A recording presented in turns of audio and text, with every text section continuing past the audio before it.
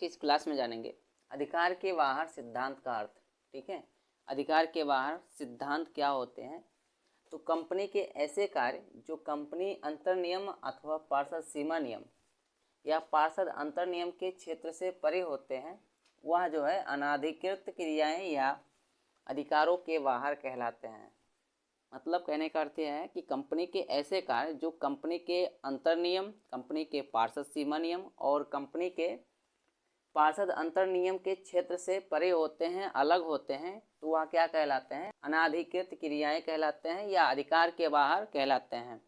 ठीक है, और प्रत्येक कंपनी का निर्माण जो है कुछ कार्यों को करने के लिए होता है। मतलब जितनी भी कंपनियां स्थापित की जाती हैं या उसका निर्माण किया जाता है, उसका कुछ ना कुछ कार्य करने का उद्देश्य होता है और यह कार्य जो है कंपनी के सीमा नियम के उद्देश्य वाक्य में दिए होते हैं। और जितने भी कंपनी के कार्य होंगे वह जो है कंपनी के उद्देश्य वाक्य में लिखे होते हैं। अतः कंपनी का कार्य क्षेत्र जो है कंपनी के सीमा नियम में वर्णित उद्देश्य वाक्य द्वारा निर्धारित होता है। ठीक है, और कंपनी का जो भी कार्य क्षेत्र रहेगा वह कंपनी के सीमा नियम में वर्णित उद्देश्य वाक्य में निर्धारित होगा कि कंपनी ये कार्य करेगी।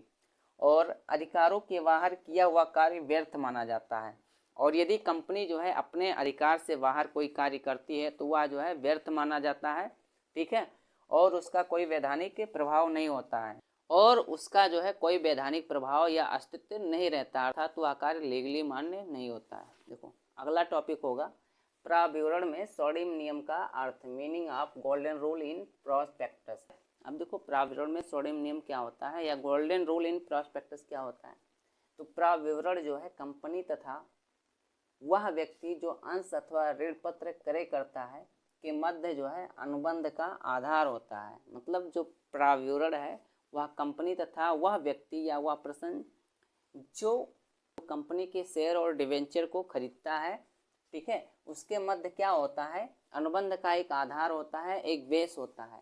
कंपनी के अधिकारियों को कंपनी की वर्तमान स्थिति एवं भावी संभावनाओं की जानकारी होती है और प्राविवरण के माध्यम से ही जो कंपनी के अधिकारी होते हैं, ठीक है, कंपनी की प्रेजेंट टाइम पे क्या स्थिति है या भविष्य में क्या स्थिति रहेगी, इन सभी चीज़ों के बारे में जानकारी होती है अथवा उनके पास ऐसी जानकारी प्राप्त करने के साधन होते हैं और उनके पास जो है ऐसी जानकारी प्राप्त करने के बहुत सारे सोर्स होते हैं, जबकि विनियोगकर्ताओं के पास ऐसी कोई जानकारी नहीं होती है। अतः प्राविवरण जारी करने वालों का यह कर्तव्य बन जाता है कि वह प्राविवरण बनाते समय उन सभी महत्वपूर्ण तथ्यों को सही ढंग से प्रकट करे। ठीक है, और जो भी व्यक्ति प्राविवरण को जारी करता है, इशू करता है, उसका यह राइट हो जाता है, उसका यह कर्तव्य होता है कि वह प्राविवरण जो है बनाते समय जितनी भी महत्वपूर्ण बातें होती हैं, तथ्य होते हैं, उन सभी को बेहतर तरीके से क्या करें, प्रकट करें। और इसके साथ साथ जो है यह भी निश्चित करें कि भावी विनियोगकर्ताओं से संबंधित सभी तथ्यों को पूरी ईमानदारी तथा निष्पक्ष भाव से प्रस्तुत किया जाए।